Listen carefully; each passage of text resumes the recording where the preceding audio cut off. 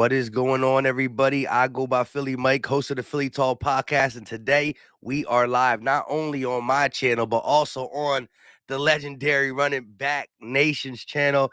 How you doing today, DJ Eastwood? Legendary, man. I don't know about all that. Anybody who goes away for 2 months and comes back with a bang like that, you got to put them in that type of category. You know what I I'm mean? trying, man. I gotta get back into algorithm. I gotta get back into flow of things. I had to delete a year's worth of videos.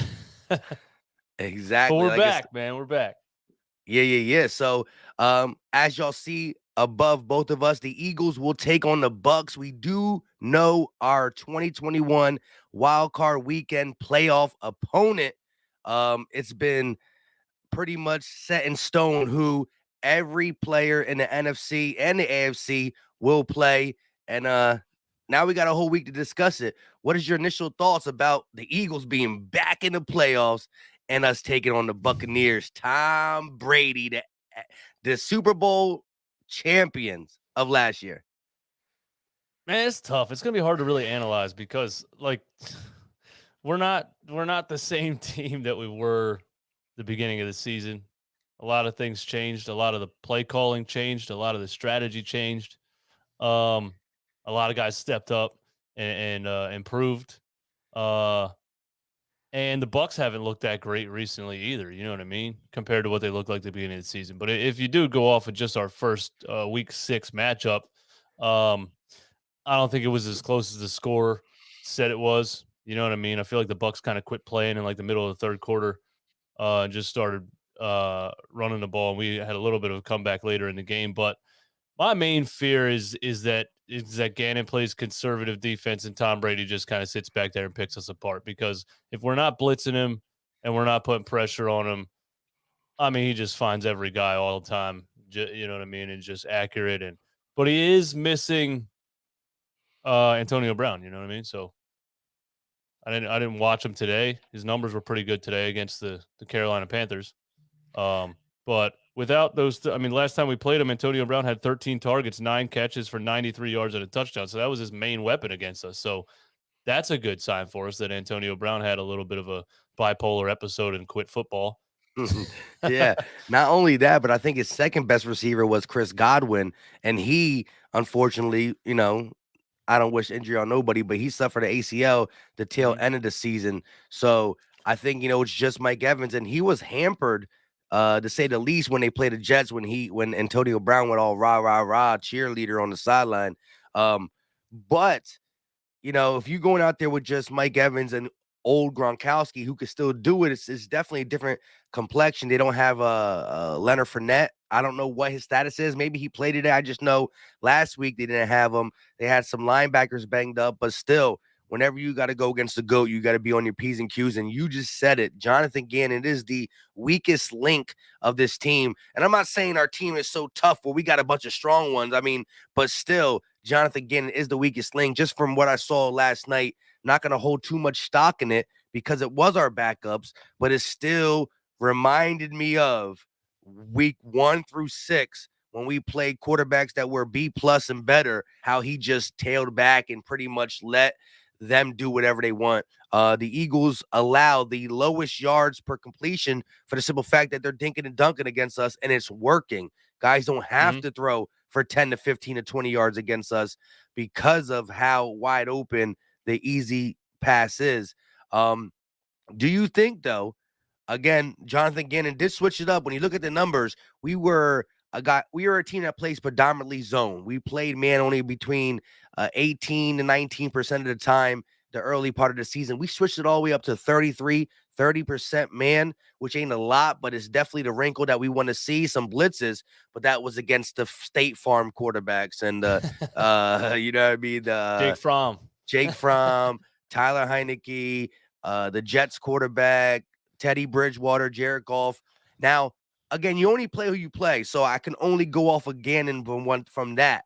But it's funny that if we finally play a decent quarterback, Prescott, and it goes right back to the same old style soft zone. I can only put the little caveat that when you got guys who you just printed up their jersey to play, you physically made their jersey this week to play, you probably want to play that style anyways.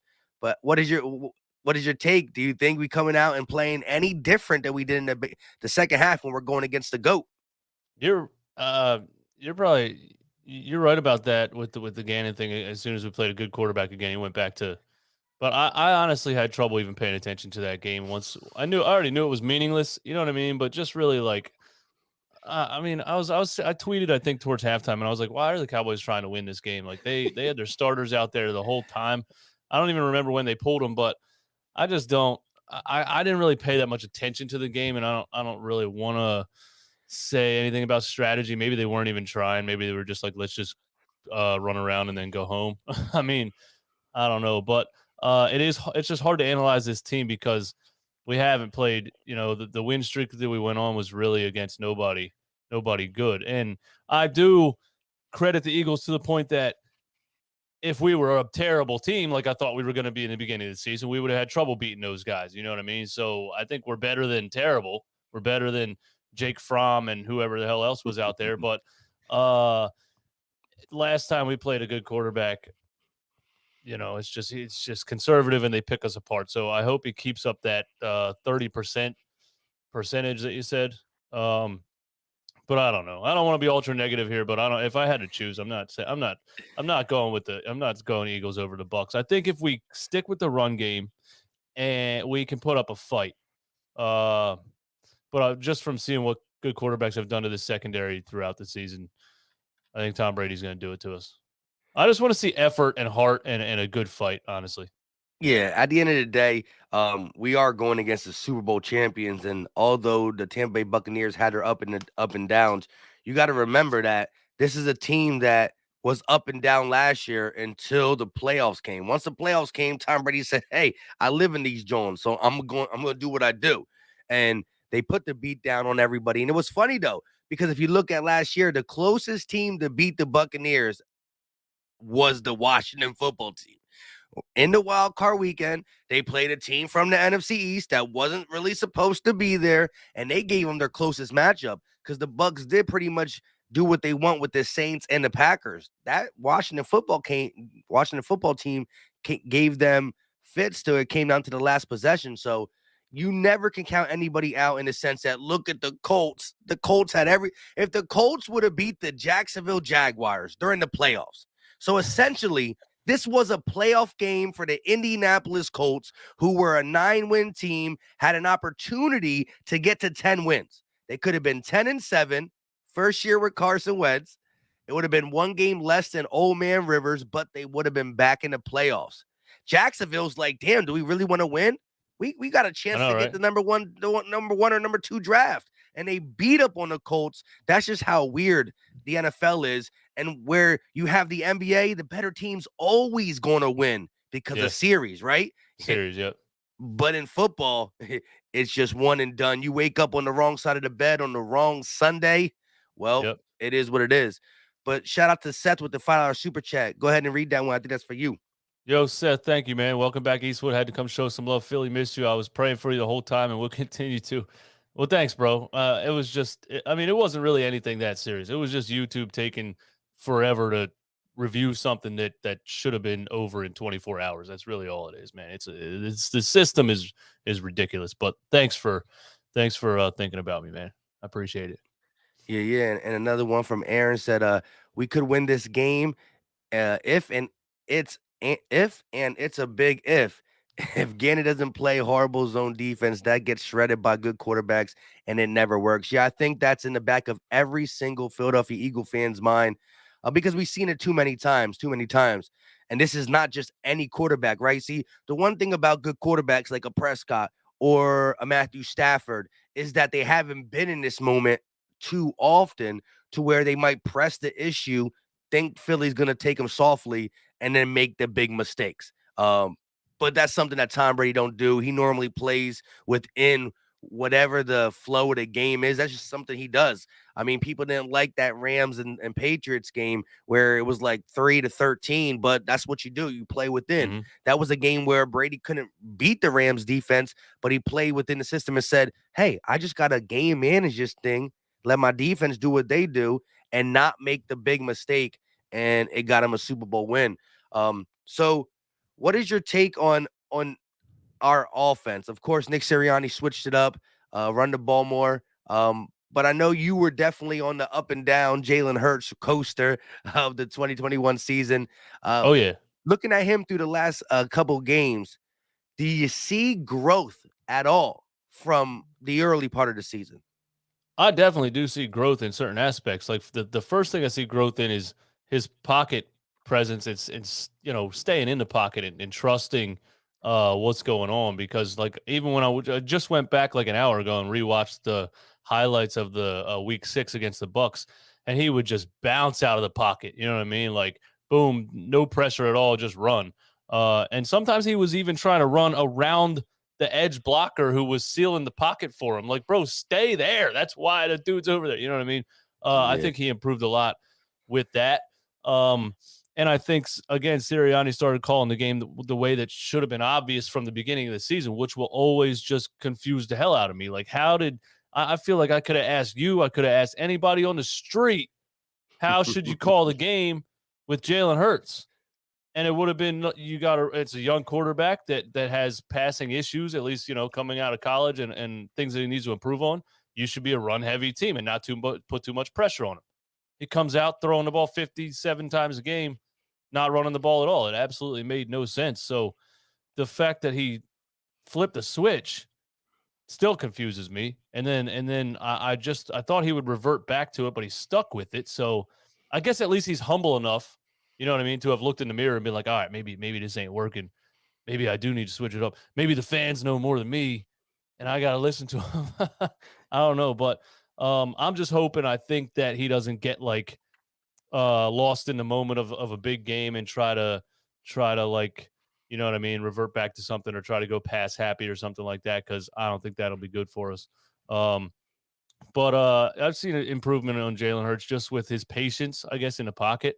Um, and you can get it done with Jalen Hurts to a certain extent if you're calling it right, if the plays match his skill set. And I don't want to say hiding his deficiencies, but just don't throw the ball over 30 yards and you'll be all right. Yeah, I think his deep ball definitely is one of his weak spots. I wouldn't, and it's definitely not arm strength. To me, it's the lower body mechanics and it's the long, uh, long release that he has throwing the ball, and the fact that he does sometimes processes the second and third read a little too slow. So if it's a deep ball that is his first read, it's out, right? But when he Mhm. has to get to his second and third read, his lower body's not equal with his upper body, and he's not processing it quick enough that he throws it late. So it's not necessary that he's weak, but any quarterback that throws it late, there's only so much field and so much distance, right? 40 yards is 40 yards, but you got to throw that 40 yards, 50-yard pass in the air with the player running under it. When he's already close to 40, 50 yards, he got to stop. So that's where the difference is in arm strength. I think he can throw. If you line up all the quarterbacks, he's going to be in the middle of the pack when it comes to how far they can throw in a for fun Oh simulation yeah. game, right? It's the fact that these quarterbacks get it out when the receiver's 30 yards deep instead of 45 yards deep, and that's Mhm. how they can stay under it. And so all that is coming into, but like you said, his panic button, which was my biggest thing, has been hit less. Even when he does get out the pocket, he's keeping his eyes down the field. He's being a little bit more accurate in the intermediate and middle throws. He's actually thrown in the middle. I think some of our guys got to help him out because we had some easy drops from Dallas Goedert, Jalen Rager. You see JJ Arcega-Whiteside come in the game last night and just drop the easiest pass in the world. It's just My been a God. Eagles kryptonite. And so that's why I'm so glad we got a guy like Devontae who did break I can't talk, Deshaun Jackson's record with Yeah. 916 yards. He needed an extra game. But yeah, Jalen is not, but that's the thing, right? He started playing full time as a starter in September. It's Uh-huh. December. People act like he should be able to hang up his cleats and try to go for the Hall of Fame or whatnot. Nah, he's only 23 years old. Um, the reason he has the reason he's able to win games while working on his arm is because his other skill set, which is so good, he does make clutch throws at the end, right? You got to credit a guy who can't hit people open all game like the Carolina game, right? That was one of his bad games. But then Uh-huh. the defense and the run game and whatever else is keeping us in it, you can believe in a guy who was off all game to get on in that fourth quarter. So he's just a gamer, a playmaker, and that is what I'm holding his good qualities now is his playmaking and gamer ability. And Yeah. you did see from, as you said, Tampa Bay to this easy stretch, we only play who we play, the growth in just quarterback decisions. And so, you know, Dak Prescott, Russell Wilson, maybe more polished in their first year starting, but they won with the running game first, make the throws late. And so I'm definitely willing to wait and see, especially when you look at this aging defense that we have. And so that's one thing that I know I'm going to get from you. I'm going to get your reaction from every Sunday's game. And a lot of people don't realize that's what we do, right? As much as Huh? we want to talk about the whole season in its totality, it's also what we think. We're also opinion. It's an opinion podcast. And Yeah. so you can't kill somebody for your opinion. You just got to listen. Sometimes you got to agree to disagree. Oh yeah. I think most people are good at understanding that. Some people just can't handle it, and they just hate somebody that says something that they disagree with. But we've been doing this for a little while now. I'm used to it. Um, I think when you talk about arm strength, I do think he could throw the ball far. I think he doesn't really have any control over it. Um, and I don't know if he ever will. It just seems like a lot of times he just kind of floats it and like, oh, where's it going? You know what I mean? It's either going to be left, right, short, high, low. Um, but a lot of it is timing. And if you really like watch it over and over again, it might look like it's 15 yards short, but really he hesitated. You know what I mean? And it's that split second of like if he would have got it out when he should have got it out, it would have hit him in stride. But he waited that split second, and then it's 10 yards short. The receiver has to come back for it. He did it twice last week. The one to Devontae, you know what I mean, would have been a touchdown in the corner of the end zone. He had to come back for it. The one to Quez Watkins, he had to come back and fight it off of the defender and basically play defense at that point, and ended up being two of his longest completions of the game. I just haven't really seen a very accurate deep ball released like when it should be released. I think it's something that he can improve on to a certain extent. I don't think he's ever going to be a Donovan McNabb, you know what I mean? And just 1st and 10 from your own 20, 65-yard bomb, you know what I mean, in the guy's hands. It's just like you just have to call the game the right way. I think he could be a game manager who makes plays at the right time. But I also think Howie Roseman is going to do something big with these 3 draft picks that a lot of Eagles fans are going to be upset about. Oh, so you still got in the back of your mind a possible new passer for the Philadelphia Eagles. I think because I think this team has a lot of. It's almost like Joel Embiid with me right now, and like you got to put great players around him right now. The offensive line is like getting towards the end of their career, and it's a great offensive line, right? And it's like there's so many players that helped us win the Super Bowl. They're still on this team, and it's like Hurts could be a great quarterback in 3 years, but like, do we have 3 years to wait for the rest of this team to sit around and wait? You know what I mean? So I don't know. I think Howie's thinking the same thing, and he likes to be that guy. he definitely does like to be that guy, and that Seth is bringing that up. How do we feel about Howie now with a lot of picks and stuff? We're definitely going to talk about Howie, but real quick on that note, yeah, I think our offensive line is the reason really why we turned it around. Just the protection that they do give Jalen Hurts, and then of course the run lanes that are opened up. You saw us win with Howard, Sanders, Boston Scott, Kenneth Gainwell can run the ball behind this offensive line. It's definitely been a staple of what we do. And Oh you look yeah, at guys like Lane Johnson, older, but he's looking pretty good. He probably got 2 to 3 years and at Lane Johnson's body of work, but Kelsey's yeah. definitely on his way out. With if it's not this year, it's next year. Brandon Brooks is somebody that we've been one of the best offensive lines without. I think we got to move on, but I still do. We can't forget though, Landon Dickerson and Jordan Mailata have been just as important It's true. as Kelsey and Lane. And Jordan Mailata and Landon Dickerson are their babies in the game. And if there's one thing, as long as we lock up Jeff Stoutland, think about Herbig, right? Nobody really want to give him credit, but he's been in the game for the majority of the season and he's been playing good. Driscoll looks Mhm. pretty good. I mean, and even Kelsey and Jordan and Kelsey being a Hall of Fame type center, he was drafted late, 6th, 7th round. So as much as I want to give these guys credit and Mulata for learning the game, being a rugby player, Jeff Stoutland is a guru among gurus. And as long as the Eagles call out a offensive lineman in the draft, blah, blah, blah, blah, from this place in the 5th round, I'm going to be like, yo, we got a good one. How do you know? I don't know. We got Jeff Stoutland. Don't worry about it. Yeah. If it's not this year, it's next year. He's going to be something of importance. So I don't think, as long as Howie's around, there's one thing he's going to worry about, and that's the offensive line and the defensive line. It's not always the sexiest pick when you're looking at corners and linebackers and blah, blah, blah, which we definitely got to get. But it definitely, I mean, the Eagles haven't been a losing organization. So as much as it won Super Bowl in the last 20 years, there's only one team that's tied with us for playoff wins. And that's the Packers, right? So the NFL is a different animal in the sense of getting lucky. There's only ever been one guy in one organization that's been able to do it, just whenever they want throughout different decades. And that's the Patriots with Tom Brady. But even the best, think about Aaron Rodgers, right? And the Packers. He got one Super Bowl. He's only been there one time. You know what I mean? It's not easy to do. For how great he is. He's been there one time.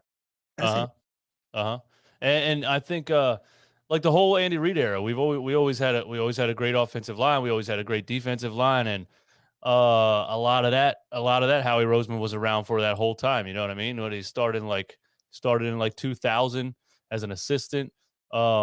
So maybe he'll turn this around. Like I said, these guys are getting towards the end of the career. Maybe he's rebuilding it. You know what I mean? Quicker than I think he is when you talk about Jordan Mailata and those guys. So maybe it's just something that Howie Roseman's always kind of been good at, building the trenches, and maybe, you know what I mean? Maybe he can keep it going. And I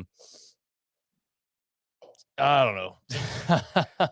But real quick, getting the linebacker thing just throws me off, and that brings me back to what I think Tom Brady's going to do to us is look right over the middle of the field, because that's what he did in Week 6. Everything was right over the middle, bro. Right over the middle. TJ Edwards wasn't there though. You got. That's true. Let me ask you this, and he's not a world beater. More than they looked. They have stepped up. They have. Yeah. And my thing is this, and every time I talk about linebackers, people talk about TJ Edwards. Listen, I love the kid. I thought he should have been starting from the beginning. I thought his problem, even in the Doug Peterson era, was the fact that he wasn't healthy. But he's not going to make or break me from picking a stud linebacker in the draft, though. You know what I mean? The more, the merrier. You still got to put at least 2 linebackers on the field. And Alex Singleton is not a guy who can start. We saw Alex Singleton play better in the second half of the season. Why? Because he got limited role. He's just a smaller guy. If you give him a certain amount of snaps and he's always got his stamina and he got his legs behind him, he could make a play or two, right? But if he's out there like a normal linebacker, he gets abused.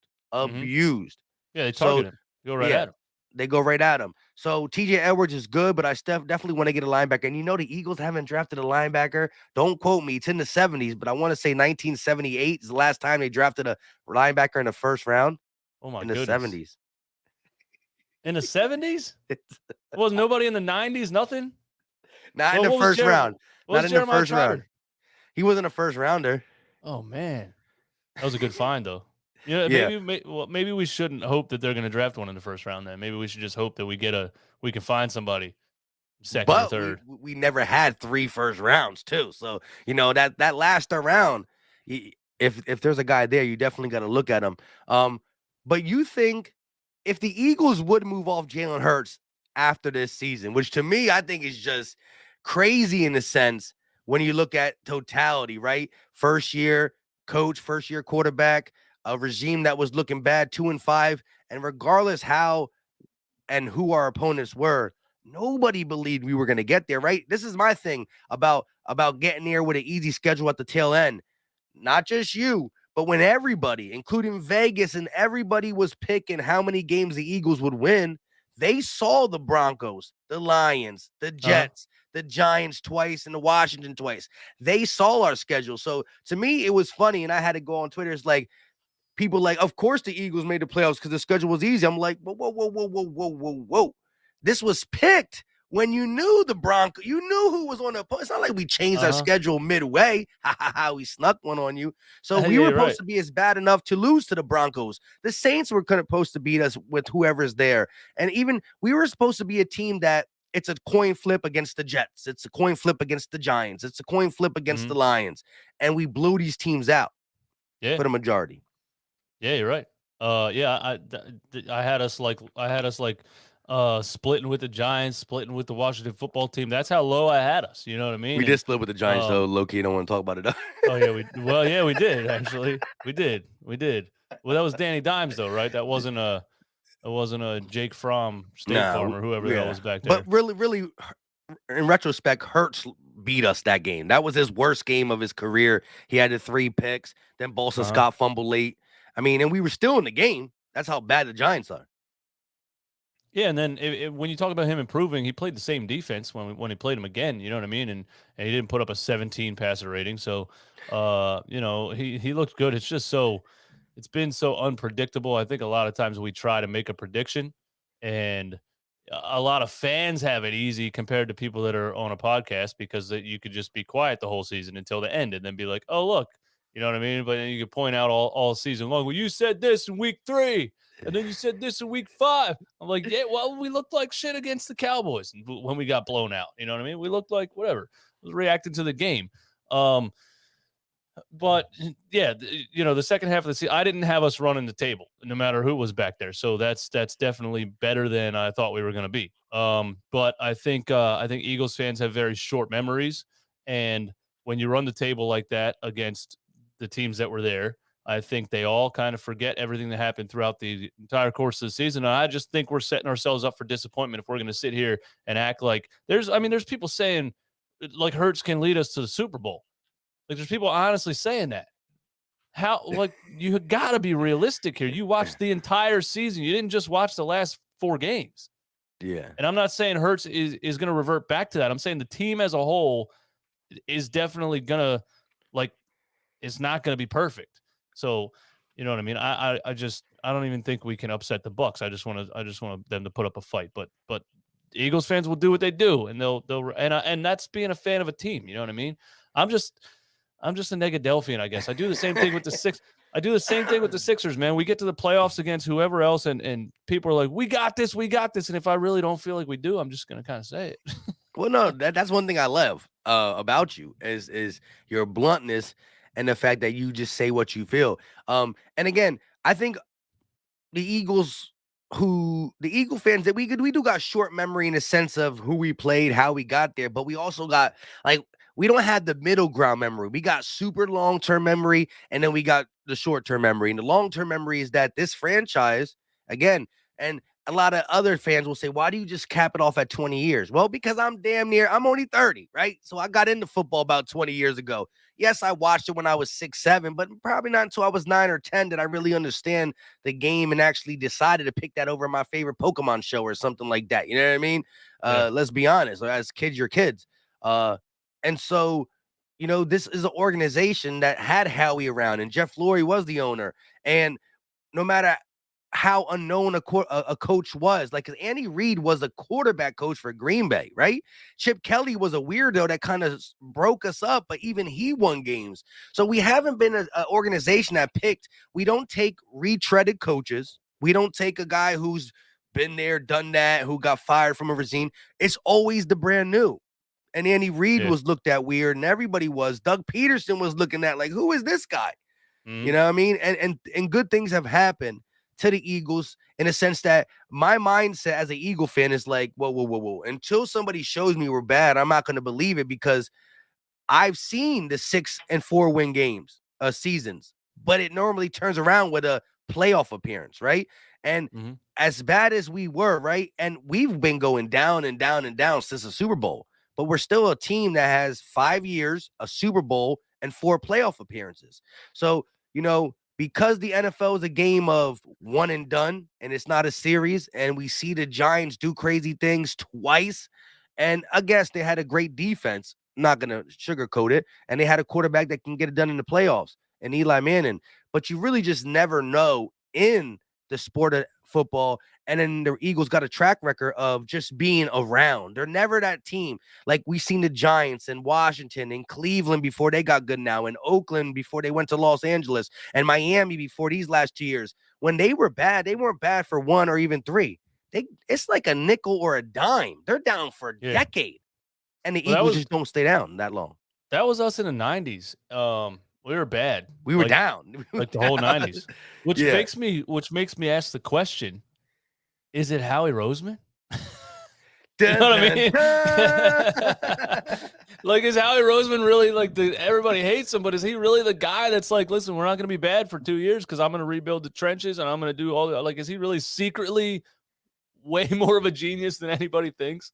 Like, Well, I don't know, man. Let's talk about Howie, right? Because of course, when you look at Jalen Reagor over Justin Jefferson and JJ Arcega-Whiteside over DK Metcalf and Andre Dillard being not the first round left tackle that you signed, and even Derek Barnett being a 14th overall pick that just hasn't panned out. He was okay in the Super Bowl regime, but we had a stout of defensive linemen. You could pick that stuff, but like the things he does with the cap, the thing he does via trade, via free agency, you can't overlook that. And the grass ain't always greener. GMs are getting fired around the league, and Howie Roseman keeps getting his roots dug in even deeper. And yes, if you look at every GM across the league, right, you can look at Seattle and say that GM is smart because he got DK Metcalf, and look at the wide receivers he got for Russell Wilson and blah, blah, blah, blah, blah. Why does Russell Wilson want to get out of there? Oh, yeah, because they refuse to draft offensive linemen.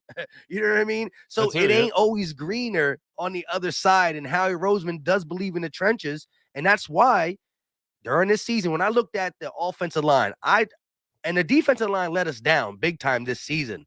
But when I came into the season, regardless of what Nick Sirianni and Jalen Hurts and these young receivers, and I said there's no way a top 5 to 10 offensive line and defensive line is going to be kept that low because that's the foundation of football. And people refuse to realize that. And then you got a team that's this brand new, go off the strength of an O-line and pretty much do exactly what I said in the offseason, win with them. Yeah, and I mean, to find somebody, even like to find Jordan Mailata, like that's actually just ridiculous. To watch what he was doing in rugby games and be like, yo, this guy can be a great offensive lineman in the NFL. Like, what? Like, what did Mailata say when we called him? He was like, football? What's football? I still think we should hand it to him on the goal line at least once in his career. I would love to see that. Hey, Nick getting a little spicy. Lane Johnson caught a touchdown. Darius Slay in the backfield to be a decoy. Hey, keep sleeping on Darius Slay. They're going to slip it out to him one time. He's going to take one to the house. That man can run. He can still run for sure. For real. We got a super chat from Aaron.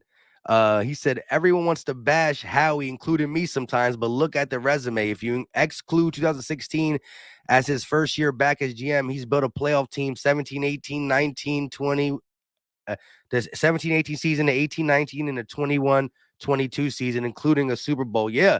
And so, look, I've been a real downer on Howie, but this season I've gave him his flowers as much as I can. But I got to see how he executes this draft. I do believe as we start to re-sign, because we extended Sweat, we extended Maddox, we extended Goddard. So that 2018 draft looking real good, right? Yep. 2019, not so much, but 2020, blah, blah, blah. Oh, no, 2019, not so much. 2020, Devontae. We got Devontae and Dickerson, and even Milton Williams is starting to make noise as a rotational piece. So a GM that got us that type of draft capital in 2020, Landon Dickerson, Smith, and Milton Williams, to also get us off Carson Wentz's contract, who's not in the playoffs. He escaped that. That one. And now he set us up with 3 first-round picks. So as much as I'm kind of scared, like, don't blow it, I got to see. But I can't cap off that perfect turnaround for Howie Roseman until I see the draft picks, right? Yeah.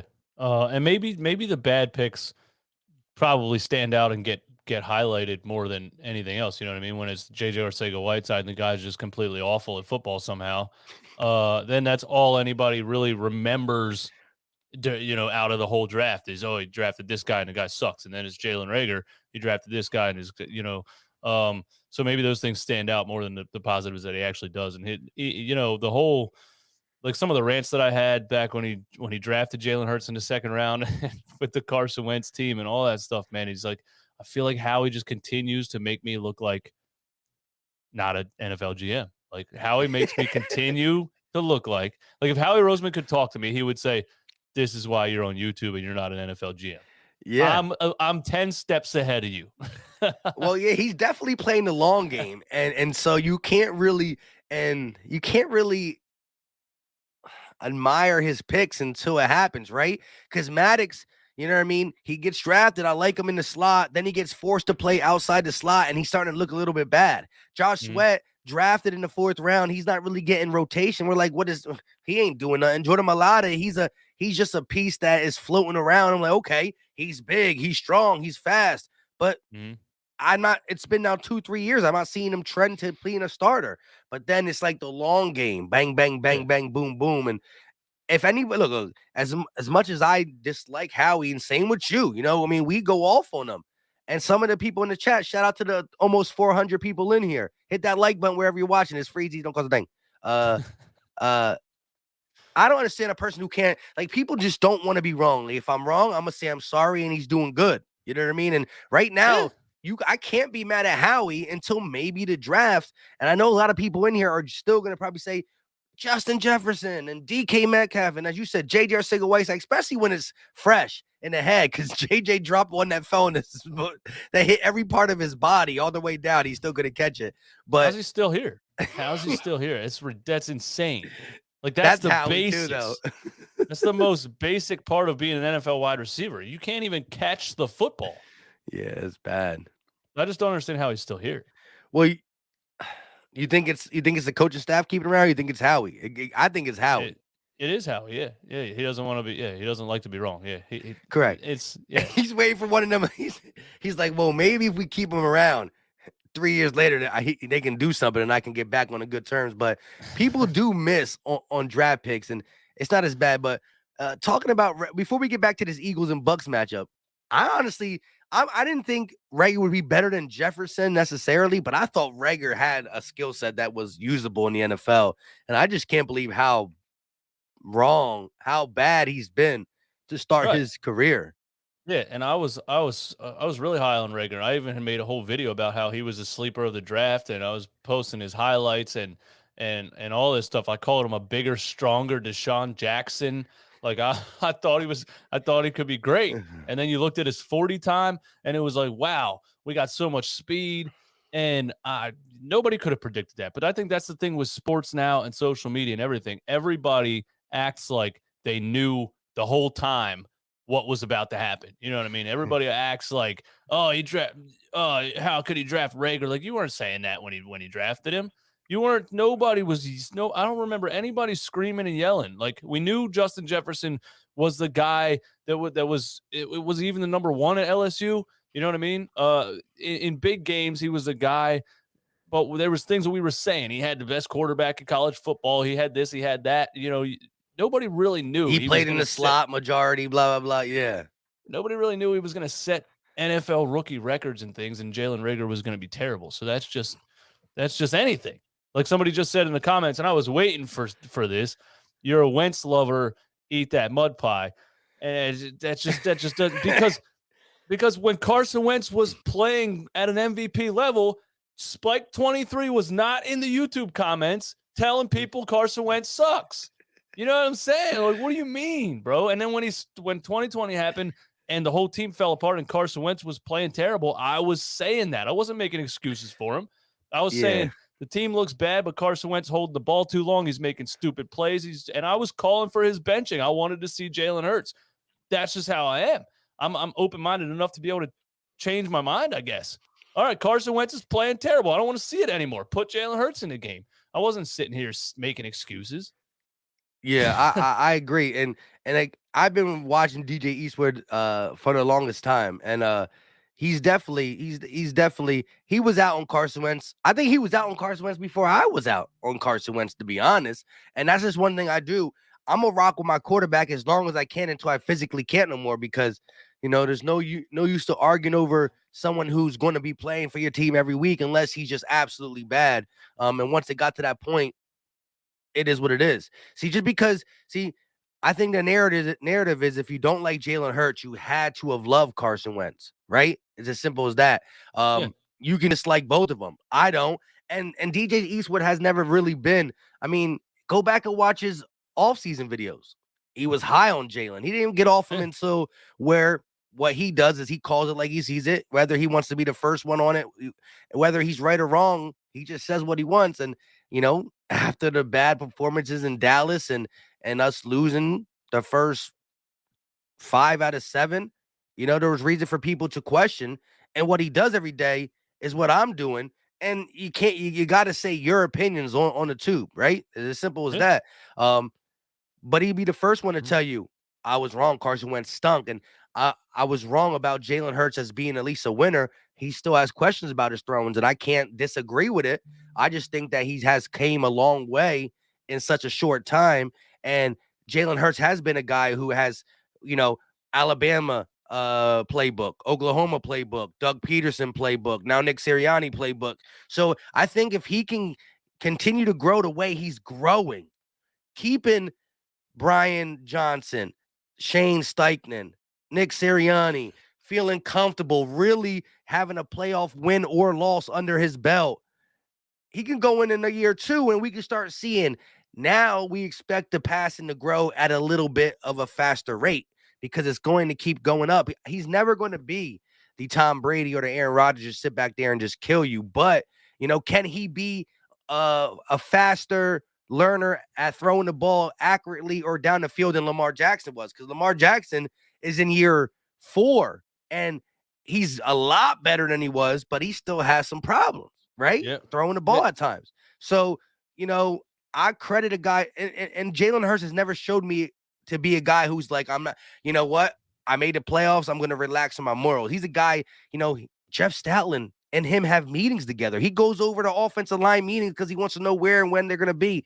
He does have the mindset to where, if a certain person tells me he's going to work on his craft, I might be like, yeah, not really.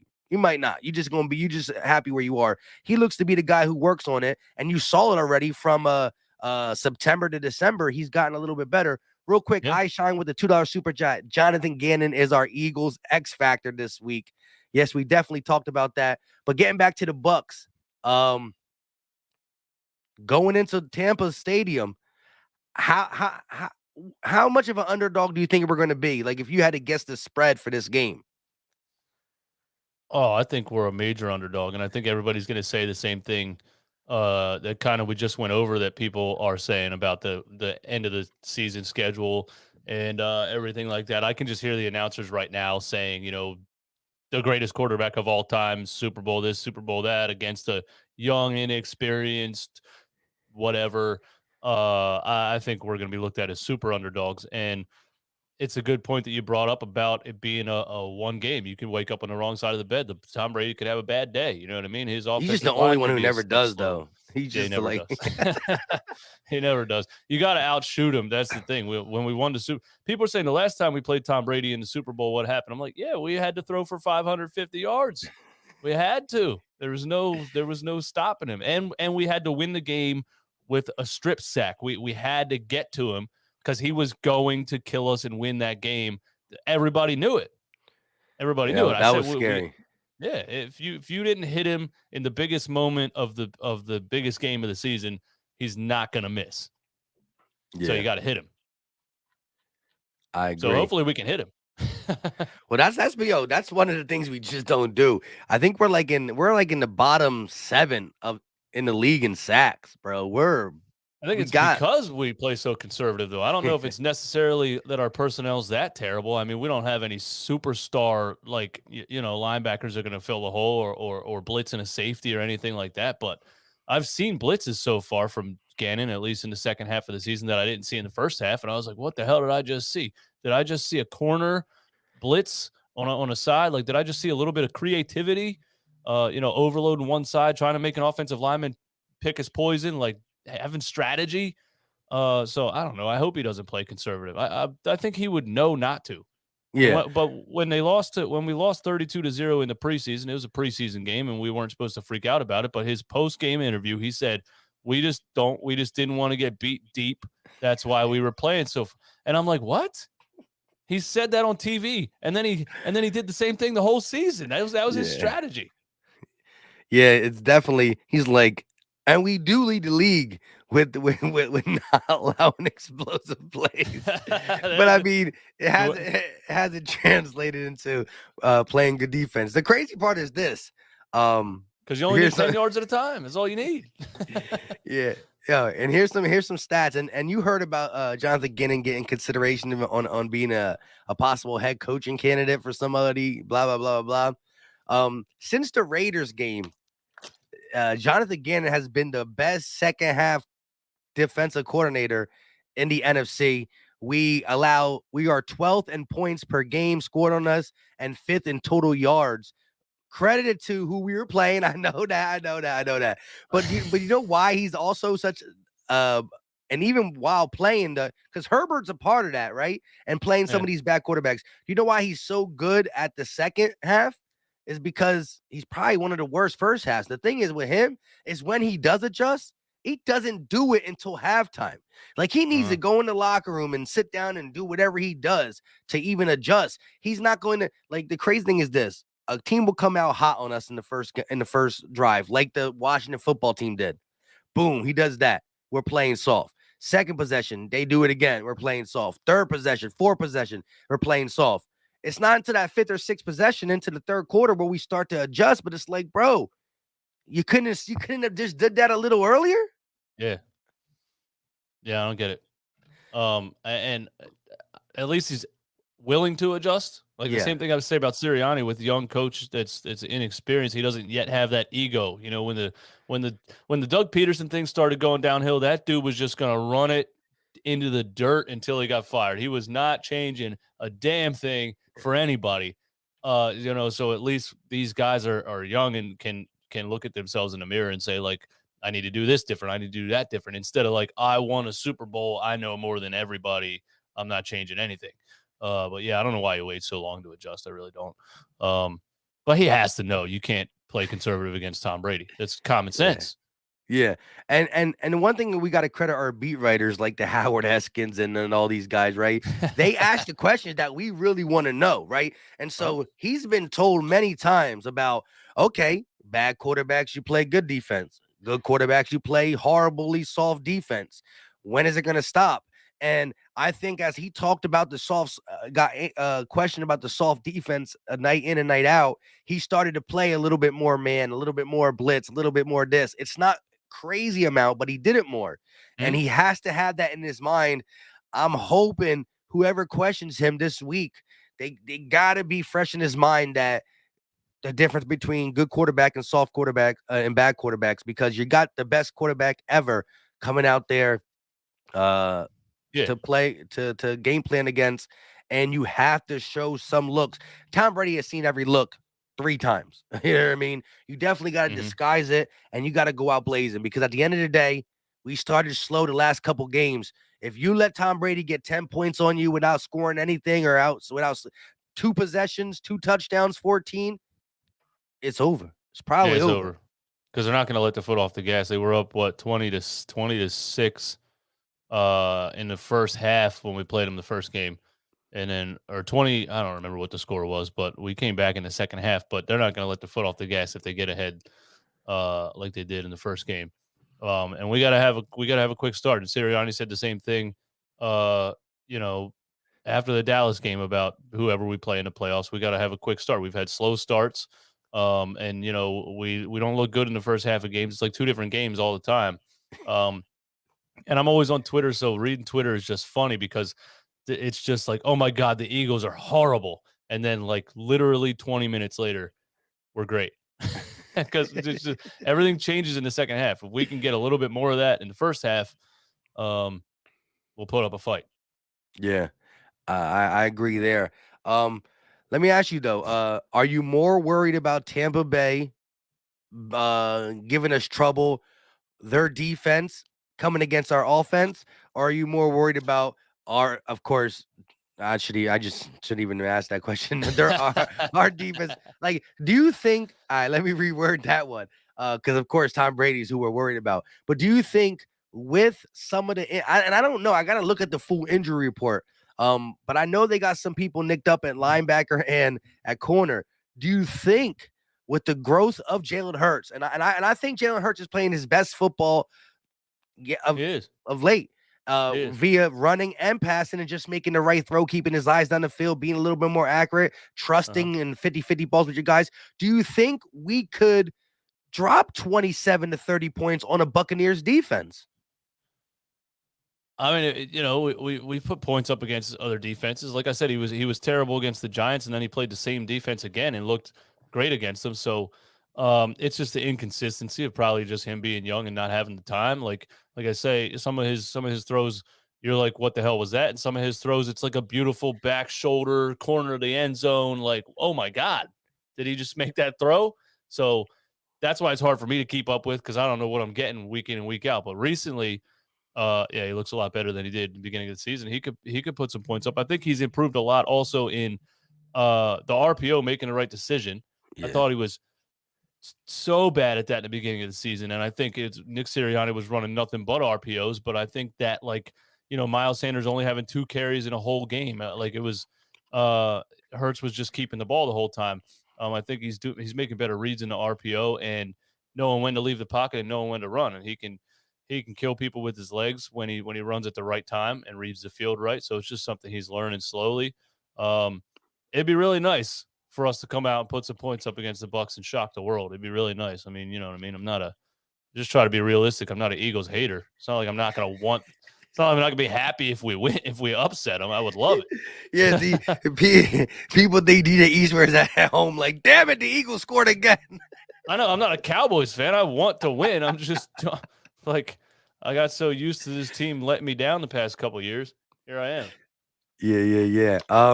So if you were Nick Sirianni, right, and you win the coin toss, right, it's the first, round one of the playoffs. Nick Sirianni has never been there. Jalen Hurts, Devontae Smith, a lot of these young guys have never been there. You win the tip. Are you receiving it? Or are you kicking it? Are you giving Brady the ball first Nah. with a chance to get the ball at halftime in case you're losing? Or are you taking the ball first and trying to get up quickly on the goat? Yeah, I think you have to take the ball first. I think you have to try to win this game from the beginning. You got to try to win the first half because if you give Brady the ball, like you said, they go up 2 scores, you're in trouble, especially because you want to dominate the game with time of possession and running the ball. And if you're down fast, now you got to be pass happy, and that's just I don't think that's going to go over well if you're forced to throw the ball more than you want to. Yeah, so the first person, Philly Jackson, in the chat said receive it, and then Philly 52, I'm awake, and Geo Fisher and Philly John all say Kick it. kick. Like, look, kicking the ball is I like kicking the ball. Normally, I'm a kick the ball kind of guy because if you could get that first three and out, and then if you could get on the board first, you feel real good about getting the ball back at halftime. And also, if you are losing, you feel good about coming back. But there's one person you don't want to get going before you're going, and that is Tom Brady. The dude is half human, half machine. I mean, I'm co-signing. I'm taking the ball, and I need to see us go down and punch it in first for the simple fact Brady is Brady. And if we're playing any other team in the playoffs or every game this year, except for Tampa, I would have said kick it because I'm all about kicking. Because I'm hopefully defense gets out, gets that three and out, and you feel real good. Mm-hmm. But I gotta receive it. Yeah, The and chat is all about the kick. well, people forget too. There's regular season Tom Brady and there's playoff Tom Brady. Yeah. You know what I mean. So no matter what he looked like in the past couple of weeks, even though he looked great today, I just by looking at his stats, I didn't watch the game, but Tom Brady's a different animal in the playoffs, and he actually might be to the point where what is he 44 years old, and this guy studies his body and his diet so to a T. He might be going 60% in the regular season just to get to the playoffs healthy. You You know what I never mean? know. You never know. You see LeBron do that, right? LeBron be doing Yeah. that too. Last couple times, last year, couple years. It's scary and it's crazy just to see Big Ben at like 38, about to hang it up, and he Yeah, took what care a of his win that body. was. he took care of his body the total opposite. He was the Couldn't do anything. he didn't do nothing. Comes in the off season 30 pounds overweight every season, bro. Takes him 7 weeks to get in shape. Yep. Big Ben is the total opposite of Brady, but that's what I'm saying. And even him, I'm surprised he played a 38. Like the with the rule changes and blah blah blah, and how much you can't hit the quarterbacks, even though they get licked up a little bit. Paul's 44 years old, bro, and you know, I do think though. There's so much going on. I gotta look up if anybody in the chat knows what is Leonard Fournette's status. Because if they're coming in with no Leonard Fournette, I forgot the linebacker that's hurt. And like I said, Mike Evans was gimped up against the Jets. I don't know how he looked this today against whoever they played, but they blew him out. They put up 41 today. I don't remember. I didn't watch the game. I was watching the Rams game for the majority of the first half, but they put up 41 points.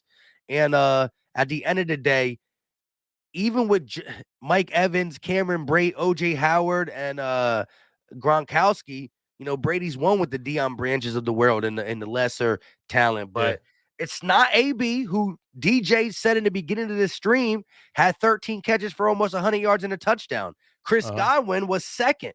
So they are down weapons. If there was any time to play the Bucs, it's this time. But Brady's just never down. And that's what I think Antonio Brown's downfall was, is that it's not about you with Tom Brady. It's not about the name on the back of your jersey. It's about you running the play, being in the right spot. If you get the ball, you get the ball. And what he said to Bruce Arians and what Bruce Arians said are two different things, but I'm more on believing the coaches over this knucklehead. And he was mad that he wasn't getting the ball. And that's going to happen to you with Tom Brady, because he's reading the whole game, bro. You know what I mean? If you might not get the ball the whole game, but just do your part. And you're playing with Tom Brady. What's wrong with you? Go win another Super Bowl, idiot. What a dumbass. Yeah. Look, so as much as he said his leg was hurt, and I do not doubt that his leg was hurt, but he was jumping off the field before he didn't leave gingerly. He was jumping. And he went on the a full, what is that podcast that it's like Full Stead? Full Send it's called, yeah. Yeah. So he's talking about how Gronk getting paid a decent amount. It's all about the money for him. He's like, Tom Brady, my boy, why ain't they helping me? Why I gotta get a proven contract? What do you mean? Why you gotta get a proven contract? I know, that was crazy. Like, what? Gronkowski's been loyal to him for like 15 years. Of course he's gonna get paid. Nobody knows if you're gonna be here tomorrow. Why are they gonna give you a contract? Yeah, and he definitely needed a proven contract with all his shenanigans, and then he proved right away that if he's not getting the ball the way he wants to, and he mentioned, he was asking them, who's the best on that team catching the ball? It's me. He said, who? And here's another thing: when he came to the Tampa Bay Buccaneers, because he was there the whole season last year, but he was suspended for the first 8 games because of that all that stuff, right? With that being said, the day he stepped on the field, if you go from that day to the end of the season, he led their team in targets and catches. So Brady already fed this man last year the most. And listen, this whole season, this year, he averages about 5 to 6. I forgot if it's targets or catches per game. When he went to halftime, he had that. So I don't understand what he was talking about. Like, I'm not getting targeted. I don't know. It was really that he and his agent went to the GM and said the $1.5 million, $2 million money in guarantee money and in incentives. Can I get that since I've been such a good player? They were like, no. He was like, what? I'm out. That might have been it. That might have been it, man. Just such a weird, random way to quit football. And I don't know if anybody's gonna. That's the sad part. He's such an amazing talent. Like you just said, great. He led the team in the second half of last season, and he was great this whole season. Like, why don't you just shut up and keep being good? I don't get it. Yeah, you hear the guy talk, it's like, oh man, he's got screws loose, man.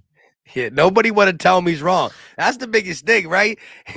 I mean, y'all YouTube tells us when we wrong. Y'all gotta go start telling AB he wrong on his YouTube channel because he just like Oh he yeah, was. no. Well, Nobody tells him he's if wrong. they knew what they were doing, they would have said that. Like that was Bob Menery and his podcast, and the guy's a comedian. You know what I mean? So they're just bringing him on there for the clout. So they're going to sit there and agree with everything he said. Yeah. But if they really wanted a viral video, somebody should have said to his face, "What are you talking about? Why are they not paying you? What are you talking about?" Somebody should have argued. That would have blown your podcast out of the water. Give me AB. Yeah. Well, they did try to say something a little bit when he was saying like, who's the best one on that team? Who's the best one catching balls? I forgot. I don't know all their names. But the I forgot. Probably one of the main ones was like, well, I think it's a collaborative effort. And AB's like, oh, now it's a collaborative effort and shit. And they all and then the other two were like, nah, it's AB, it's AB. And then he was a little chill with it. But it's like, bro, he's AB's already on the show. You might as well put him in. You might as well do you at this point. You already got him, right? That would have been great. That would have been great. His second antic is he smashes a bunch of microphones on a podcast and fights the host and shit. Like that would have, yeah. Got to keep it a buck, man.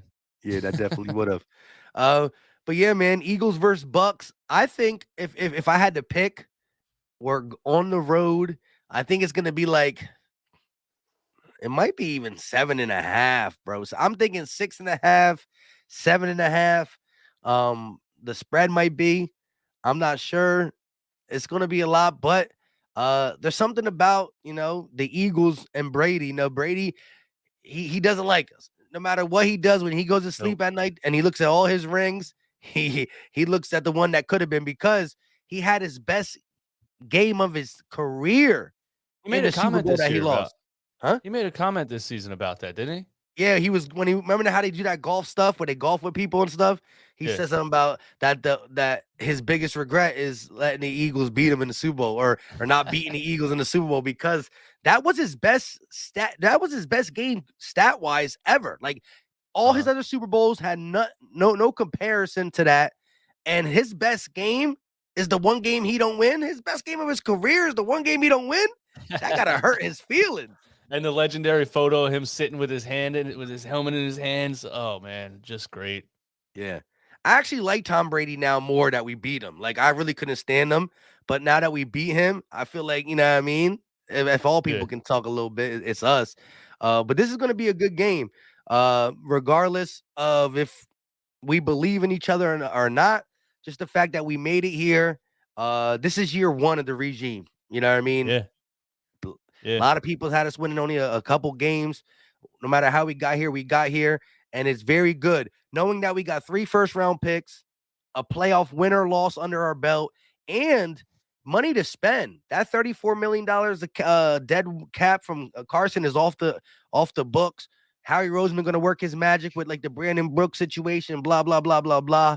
So I can really see, look, Philadelphia's a big market, right? We got stars on the NBA. We got stars in the NFL. We got stars in MLB and Harper and that. So with the money we have, the draft picks we have, and the trajectory, we could probably make some moves in the offseason. And I'm looking at this team come 2022 a lot differently. I know DJ is low key like I'm looking at the quarterback position, seeing if it's still number one. Well, it just you get 3 first-round draft picks, and there's nobody coming out of the draft that you should package them together to go up and get anyway. So, you know what I mean? It's tough, man. And it doesn't look like Russell Wilson's going to leave. He just made another comment about, like, I want to win another Super Bowl. I want to win it here. Who can predict Aaron Rodgers at all? That guy's just totally Crazy. Unpredictable. He's kind of Antonio Brown of quarterbacks, honestly. He's just great. He's so good that he can talk all the shit about a franchise to their face and go out and do what he does. But it's crazy that Howie Roseman pulled off the Carson Wentz thing, and then he could have got injured again and not played that 70% of snaps or whatever it was, and he got that, and then the way that he fleeced the Miami Dolphins is ridiculous, and still getting Devontae Smith at number 12, went from 6 to 10 or something. What went from 6 to 12 back to 10. Oh yeah, back up to 10. Yeah, to even get Devontae Smith at 10. Like, so the fact that he put those draft picks together is crazy. It's just about hitting on him in the first round at this point. So, but is there anybody? I know you don't really look too hard in college, but is there anybody that you would take in college over Jalen Hurts right now? No, But no, so you, nobody's looked like Joe Burrow, Trevor Lawrence. yeah. So you would No, need it to be a Deshaun Watson or a Russell Wilson or Aaron Rodgers thing to move on from Jalen Hurts. yeah, yeah. At least for next season. Yeah, I think so because I think there's a lot of talent on this team, and I think if it's, I mean, Russell Wilson or Aaron Rodgers, you can't say no to. But if you're not going to get one of those guys, and there's not really anybody in the draft that you want to go all your eggs in one basket. Um, and Hurts looks better than he did in the beginning of the season, so I say draft defense, defense, defense, and do it again next season. But is he going to go linebacker corner at 1 and 2? Because like a Mika Parsons, Trayvon Diggs type of thing would be absolutely amazing for his team. Yes, it would. Especially, I think Slay got at least 2 more years. He got 1 more year on contract, and I think we can extend him one. I think he's still playing good enough football that if you get that young quarterback on side of Slay, he got 2 years with Slay before he takes over. That's just going to be beautiful. But you heard it here first. DJ Eastwood, even though he was up and down the Jalen Hurts coaster, he's rocking with him in 2022. I have to. I'm forced to. Nah. I want him to be great. I just don't see. I think he has small hands. I really do. It doesn't look like he has a lot of control over the ball when he throws it far. That's all. Yeah, his deep ball is what he got to work on the most, no doubt about it. You know me, I'm rocking with Hurts. I was with him when people were abandoning ship, and I feel good at where he at. He still got a ways to go. He is only 23 years old.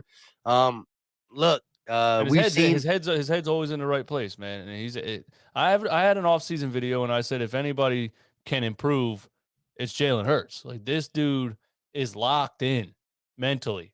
He knows. He says it a million times. You put in the work, it's going to show on the field. You put in the work, so he's willing to do everything he has to do, and he wants to. Just I don't know. You could try your best to be Michael Jordan. Not a lot of people are. I mean, you could try, Kobe did it. just saying. Came close. Yeah, he definitely did. Nah, but what I gotta hang my hats on is I love his attitude to come into the season. I love the upside that he had. I love his athleticism. I love his playmaking. I love his will to win. And I love the fact that my biggest thing was the panic button. And that is one of the biggest things he's corrected. He still got to learn how to the read defenses a little bit.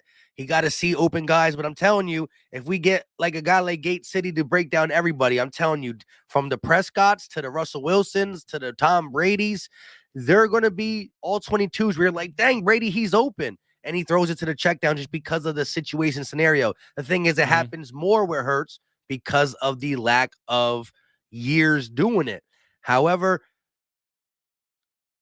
a guy who shows me this much improvement from September to December on certain things is not going to have me question that he can't do it. Will he ever be top 5? That is not for me to say this time. Will he ever be able to be the best deep ball thrower? I don't know. But what I do know is some of the biggest things he needed to fix, he has fixed, and we can only go off that. And if next year he's able to throw the ball 30 times a game, it's even better because all I want to see is steady growth. I know you think the offensive line is win right now, and there is 2 people on there that I believe you're right, but I just believe in the way we draft offensive linemen and in the way we groom these guys. That right now, I think just seeing how we did with Landon Dickerson and Jordan Mailata, even Herbig and Driscoll, that I feel confident to say we got time for our offensive line, and everybody else on offense is young. You're talking about all under 25 except for Goddard, and then so I'm willing to wait the 2 or 3 years. And if we could be competitive and make playoffs in the 2 to 3 years before Jalen Hurts is now definitely saying after year 3, you're like, this guy is either going to be even getting way better or this is really who he is. And you can see that. Yeah. You've seen Baker Mayfield had good and then bad seasons and all that. So we got to see, is he more the Baker Mayfield, Kirk Cousins, or is he more the Prescott, which keeps getting better, even though I hate Dak Prescott and the Cowboys. So yeah, you're right. Prescott's a perfect comparison. Yeah, year after year after year, he improved, and he's still a guy that just manages the game. Not necessarily. You He saw makes him big throwing throws. some He bad makes big passes, right? throws. He was throwing some behind him. He was throwing Yeah, last behind some night. of the Cowboys last night, even against Bob from Walmart. You know what I Yeah, mean? exactly. Yeah, because you can wake up and have a bad game, and yeah, I was I was tweeting if Dak Prescott stinks because yeah, he's throwing against a bunch of Best Buy employees and he's missing receivers. Um, but I think that's why Tom Brady's is so hard to stop because he's been reading the field for so many years. And if when somebody can keep their body healthy enough to still be in the NFL, and now he's been there's nothing you can show him on defense that he hasn't seen. He can Mm-hmm. probably create his own playbook right now with a pen and paper. Yep. Like there's nothing he hasn't seen. So it's so hard to stop him because he's literally a football genius at this point. He's been doing it that long. And So then him and Gronk, they have this thing together where like, you know, like if something breaks down, they've been playing so long together that I guarantee you, Arians at times like, what is Gronk doing? Brady's like, I know we do this all the time. You know what I mean? In a sense of a play breakdown, Gronk and Brady are on the same page, and he's definitely going to have to be a guy that we watch. You're going to have to keep multiple eyes on Gronkowski. No matter how you feel, how old he is, blah, blah, blah. If there's anybody that's going to break us and wreck it, it's going to be the Gronk and Brady connection. So you definitely got to pay attention to that when we line up on, what is this, a Saturday game again or Sunday? I think it's somebody just said Sunday at 1, I think. Let us know in the chat because y'all know Man, that makes me y'all like nervous. Google for us. I thought Makes me nervous because a lot of these games. I don't want to be the first one. I don't want No, to I be the don't first either. game. I want somebody to lose first. But just a lot of the end of the season when we were playing these teams that are beat up and fourth string quarterbacks and stuff, it's hard for me to get excited about that. I want the Eagles to win. I wanted them to, like I said at the beginning, I would love to be wrong. I wanted them to sneak into the playoffs. But now it's like, okay, here we go. You know what I mean? I've been waiting like 4 weeks for a big time matchup, and now it's like, damn, it's happening. You got the biggest one of them all, the Super Bowl, Yeah. the defending champions. Dang, it's crazy. I mean, I was low key kind of. I wanted to, I first said I wanted the Buccaneers, and then I low key kind of talked myself on the Rams, and now that's the real life Bucks. I'm like, here we go. There we Here go. we go. 2 games on Saturday. So Yeah. what did they say? Is Yeah, it they Sunday said or Saturday? someone said Sunday at 1:00. Sunday at 1:00. It's Okay. just announced during the game. Damn. So we got the. Oh wait. So who plays on Saturday? Do they know the? Please let Dallas play on Saturday. I'm mad at Dallas. Got low key. I wanted to see that Dallas and Cardinals rematch. I really did because I liked it. I thought that game was pretty good, and I wanted to see it again. Now the Cowboys got the 49ers. They're not no slacker. But like I said, I saw the game was 17-0, and I was like, well, I got some things I got to do before I get on with DJ. Turn the game off, and I dipped. I come back, and I see Cowboys tweeting about the Niners. I'm like, y'all lying. I look back, and it's 27-24. The Niners came back down 17 Yeah, and beat the Rams. I'll have to watch those highlights because I don't know how that happened. I haven't even kept up with the 49ers. Garoppolo's here, then he's not here. Is He's he playing. playing? Yeah. I mean, Debo Samuels is a stud. Oh my He could God. run it. He could catch it. He could do a lot. Yeah. Yeah, But he is what 1,300 receiving yards and 600 rushing yards, something ridiculous. yeah, he's a monster. Yeah, Yo, it's crazy all the good wide receivers that came in the last couple years, and you know what I mean. It is what it is. Yeah, look, he said Wentz booked Hurts a vacay ticket for Sunday night. man, like it's crazy that so I just saw their stats next to each other this season, and Hurts stats versus Wentz stats this year. It's just crazy that the Colts put all of that into trading for Carson Wentz, and like I don't know if I mean they're obviously going for the future too, not just this season, but just to go in there, sprain both ankles in training camp, like it's not looking good, man. It's looking like Howie escaped. Yeah. And like I said, if you look at it and you just pull back the layers, if you want to even forget the stats, like the deep analytic stats, Jalen Hurts took over a 4-11-1 team. Carson Wentz took over 11-5 team. Mm-hmm. They went 9-8. We went 9-8. So we got 5 games better. They got 2 games worse, and we got their first round pick. Crazy. And there's one thing Jalen Hurts is going to do in the offseason, and that's work. You Yeah, know what I he's not mean? going to go hunting. No. He wakes up in the morning, he eats a 3,000 calorie breakfast, probably 2 cartons of eggs, and he goes to the gym.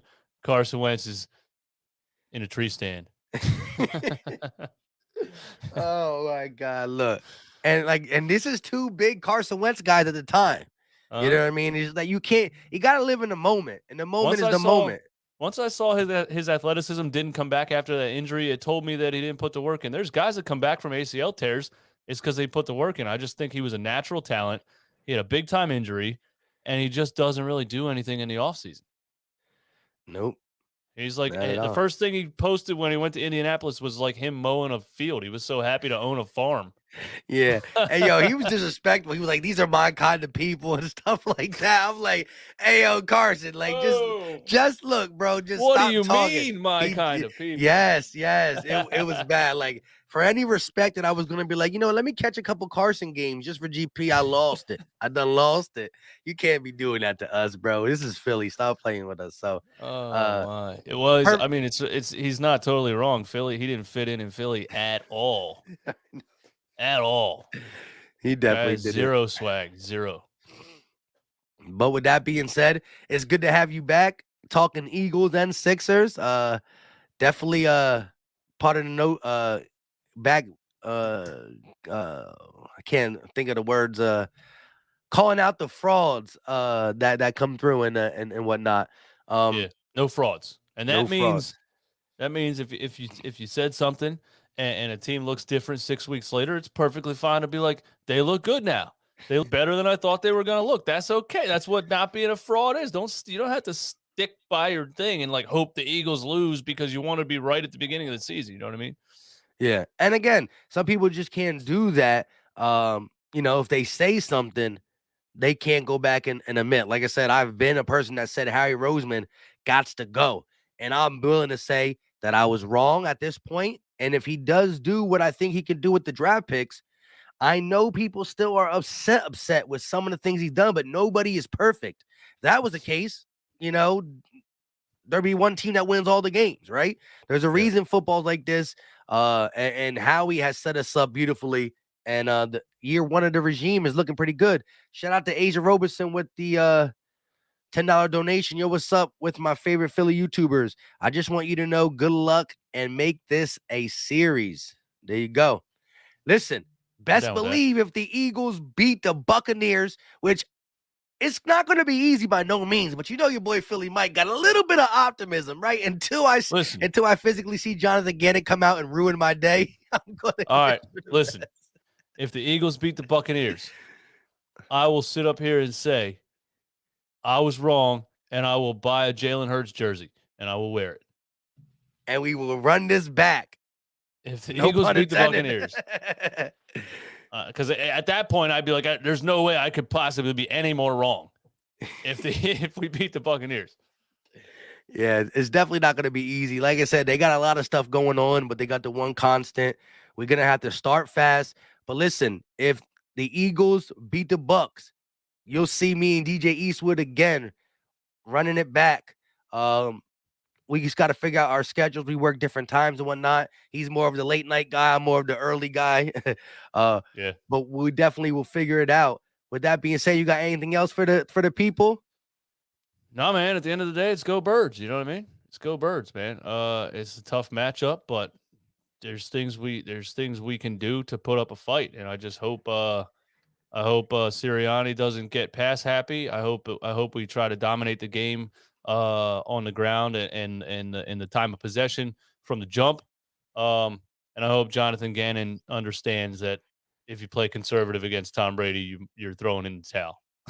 Yeah, you just gave up and that, look, if we're gonna go out, I just want to go out swinging, right? At the end of the day, some people, got the full belief, and I'm not disbelief on. I don't believe the Eagles are gonna just roll over, but in retrospect, the Philadelphia Eagles got better throughout the year. We had a fortunate schedule throughout the year.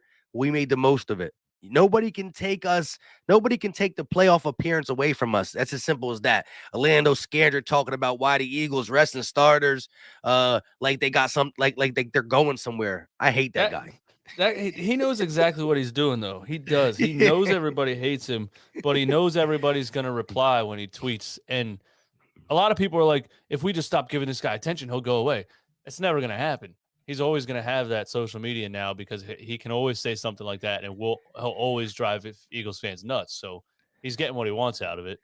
Yeah, but the worst thing is like to be as bad of a player he was at the end of his career for the Eagles to get chumped by Malcolm Jenkins and the crew. Then to go on Undisputed. He really thought he was going on Undisputed to talk with. Listen, he thought he was going to be on there as an equal. He was like, yeah, okay, we could discuss this Carson Wentz and Dak Prescott and Eagles and Dallas situation. Shannon Sharp absolutely ate him up. That was great. He went at him. That's how you gotta be. Keep it real, man. You know what I mean? Like somebody says something and you think it's crazy, tell them. Just because the guy came on your show, you don't have to, pull a Bob Menery and agree with everything he says. Exactly. But the funny part is though, because like every time he was doing this, like my man Orlando Scandrick was flinching a little bit. He was like, "All right, bro." He was petrified. It was hilarious. Why are they there and you're here with me? Why are you here with me? He was like, "But because 12 years, bro. You give up." He said you gave up like a 3rd and 30. He's like, that was a 4th and 4. Yeah, that wasn't a 3rd and 30. Yeah. Shout out to Philly 52 with the $2 donation. He said Hurts is still a rookie. He'll be okay. Not by definition, but I agree. I'm more along the lines of he's such a young player. The 4 starts are the 4 starts. You know what I mean? Ben Simmons run rookie of the year his second year. Yeah. At least we know Hurts is going to put in the work to try to improve his game. If we're talking about Ben Simmons, that dude, he never does. He's Carson Wentz. He doesn't do anything in the offseason. Yeah, it's crazy. But at the end of the day, the Philadelphia Eagles have a chance to do something great and not only knock off a team that nobody believed, they have a chance to beat the Super Bowl champions of 2020 and just got to go out swinging. I think, again, if we play our game, because I saw how great we ran the ball in Denver and New Orleans when we were fully healthy and at full capacity, I'm not going to sit up here and just guarantee. I'm a gambling man, and I'm not going to be like, oh, yeah, we about to beat up on the Bucs. But if the Eagles can get in their bag and we could be dominant and we could run the ball as viciously as we want and you get a turnover or two, this could be a football game. And we can go out there and, again, Brady's the best player on the field. But if we go out there and try to be bullies and we got some bullies up front and Dickerson and Mulata and Lane and Kelsey, go ahead and set the tempo. We're going to need them to start it and Jalen Hurts to finish it. And then just Gannon to get somewhat. I'm not telling you to shut down Brady. I'm just telling you to just 1 or 2 big plays. That's what we can use. Yeah. Big turnovers. He threw a bad interception in week 6. Miscommunication. It was with Antonio Brown at the time too, where he just completely overthrew him right to the safety. Turnovers would help a lot.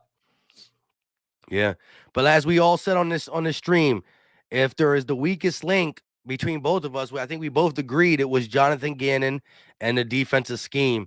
I'm not saying we got shut down players on defense, but I still think our players, especially how TJ Edwards has been playing and blah, blah, I think we have players that we don't have to play this scared. So it's really going to be Jonathan Gannon. And I agree with DJ.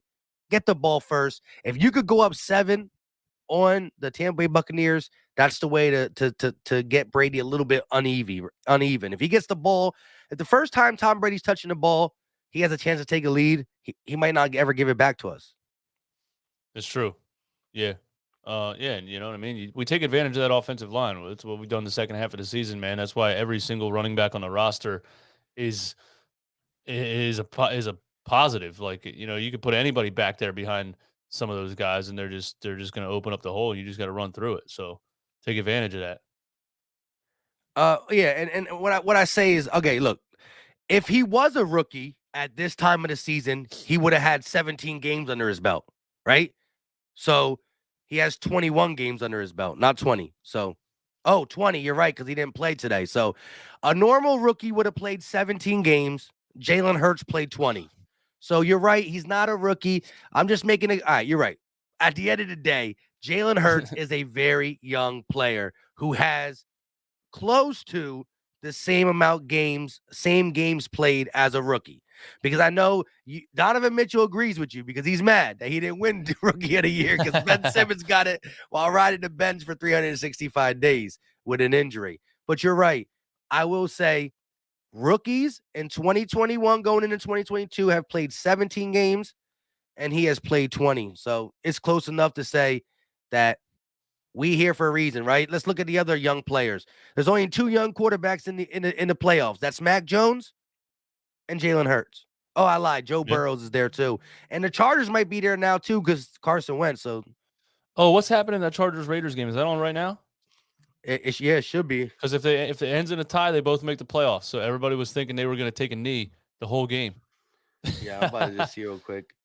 But back to Jalen Hurts, I kind of want to go watch his Oklahoma highlights versus his Alabama highlights because somebody brought that up the other day that system has a lot to do with it. And his numbers at Oklahoma blew his numbers at Alabama out of the water. You know what I mean? So, I'd like to see, like, for myself, go back and watch, like, how much different he looked in that system compared to what it looked like in Alabama because, obviously the first half of the season with the Eagles, the system was totally different than what it is right now with the Facts. lack of running the ball and all that. So, Yeah. Oh yeah. Kyler Murray's a young quarterback too. So there is a couple young quarterbacks in the draft, and it's good. I mean, in the draft, in the playoffs, and it's good to see our young quarterback sneak up in there too. And right now, the Chargers and Raiders game, it's 14-20. It's Raiders got the ball. Yo, it's crazy because the Colts lost. If the Raiders and Chargers got to get some type of communication. Say, bro, look, let's just tie, and we both go into the playoffs. yeah, because if you're out there trying to win and you end up losing, you're not in the playoff. You're like, why would you do that to yourself? I don't want to do that to you. You don't do that to me. Let me get this field goal. We'll both tie. Yeah, well, now it's a 6-point game. So you know it's crazy. Imagine, it's a 6-point game, right? Imagine they get communication like, we'll tie, we'll both go in. Remember, this is a division rival, so they don't like each other that much, right? So somehow the Raiders allowed the Chargers to That's score a true. touchdown, right? It's 2020, and they're like, psych, I'm kicking an extra point. Yeah, that's a good way to look at it. If this happened with the Eagles and the Cowboys, would they ever agree to tie? There's no way in hell. Yeah, There's absolutely no way. I'd be like, I'm trying to beat you. If I miss the playoffs trying to beat you, I'm doing that before I agree to tie the Cowboys. Yeah, it's cool for us to say because we're not in that rivalry, but there's not a division of rival that I'm like, you know what, let's both get in. Nah, it's me or you, bro, at this point. Yeah. But that's good stuff. With that being said, Eagles versus Bucks, playoff wild card weekend. DJ Eastwood, Philly Mike, definitely hit the like button wherever you're watching it. We still got close to 360 in the chat. We are live on both channels. So if you don't know who he is, go ahead and type in Run It Back in the search bar. Hit that subscribe button to him. And same here, Philly Talk Podcast. Hit the subscribe button. Hit the like button. Last but not least, go ahead and say your piece to the people. Hey, thanks for having me on, man. I was happy to be back on YouTube. I was gone for 2 months with some BS copyright infringement accusations that took a while to get cleared up. But here I am, man, ready to get back into this. Ready to get back in the swing of things, Sixers and Eagles, and collabing with people and doing what we do. Yes, sir. And go Yes, Birds. sir. Shout out to Philly Take with RB in the building. He said they got to run that Joe Judge quarterback sneak. Oh my gosh, Yeah, that's we didn't crazy. even talk about that. Did they fire him yet?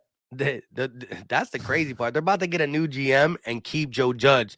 If I'm a GM and I'm trying, and you're like, yo, if a team if the Giants reached out to me, I'm like, bro, I ain't coming there unless you let me pick my coach. I'm not working with Joe Judge. Did you hear him after they lost to the Bears? Yo, I tweeted it on Twitter. I don't know if you saw, but it had to be the worst thing I heard in my life. This man literally said that he believes the Giants are closer to being good than farther away than being good. He said that there's players on his team right now who are going to hit free agency that are in his office begging for us to re-sign them. Then he said that there's players who left the Giants in the last 2 years that call him up every night or once a week saying that they're begging to be a Giant again. These people left the Giants for more money, and they still want to come back and play for me. That's what he really said, What is bro. wrong with this guy? Like, all right, so the QB sneak on the 4-yard line. So was he doing what Doug Peterson did last year? Like throw the game to get a better draft pick? Maybe. Because Eagles fans were mad about that. But at least he waited till like the fourth quarter or whatever to put Hurts on the bench, I think. Well, we did it at halftime. Oh, we did it at halftime? Yeah. And the fans were mad about it, right? A little bit. Well, the players, I was cool at the end of the day. That's part of the reason why we got Devontae.